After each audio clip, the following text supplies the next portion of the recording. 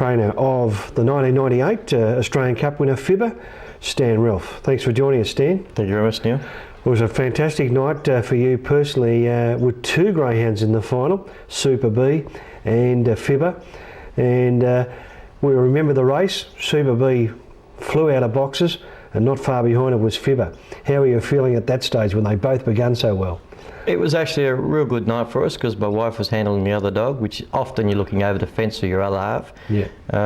We were very relaxed on the night. I can remember it like it was yesterday, because we had two in the final, and there was another dog from that litter in the final, Freud. But having two dogs in the final, there was no pressure or stress or anything because we'd already won, because of the fact that we'd had two in. I thought at worst we had two participants in the final.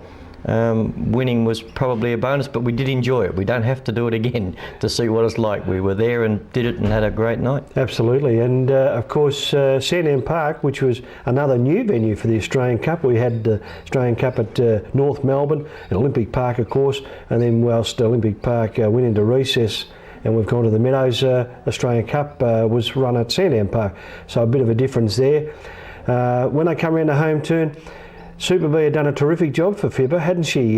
She'd shepherded off some of the better runners and kept them at bay, and Fibba had to sit on it to really run it down. She did. She was probably the stronger bit. She didn't have real brilliant early pace, which her sister did. Actually, a very good friend of mine, Ray, said the only way we could win it was that Super B had to lead, which is consequently what happened.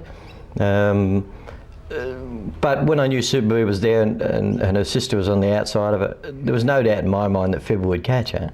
It was just a matter of trying to stop some of the others from sneaking up too. Ready.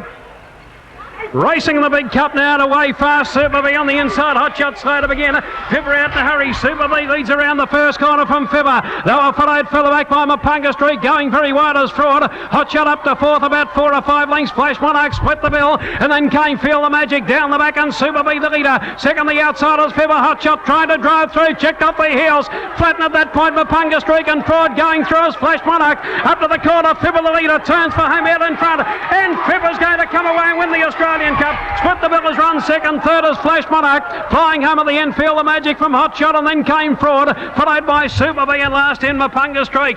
Well, night, I suppose the celebration was tremendous. For weeks and months. It probably took me a couple of months to realise that it happened.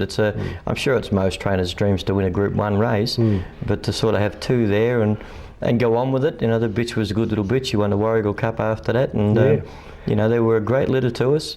It's the high point of my life. Yeah, she was a terrific little bitch, and maybe a tad underrated by most people. People tended to underrate her and thought it was the luck of the run that she won the Australian Cup. I think if you look at it 35 times, she was always putting her head there to be noticed, and that's all you've got to do is win.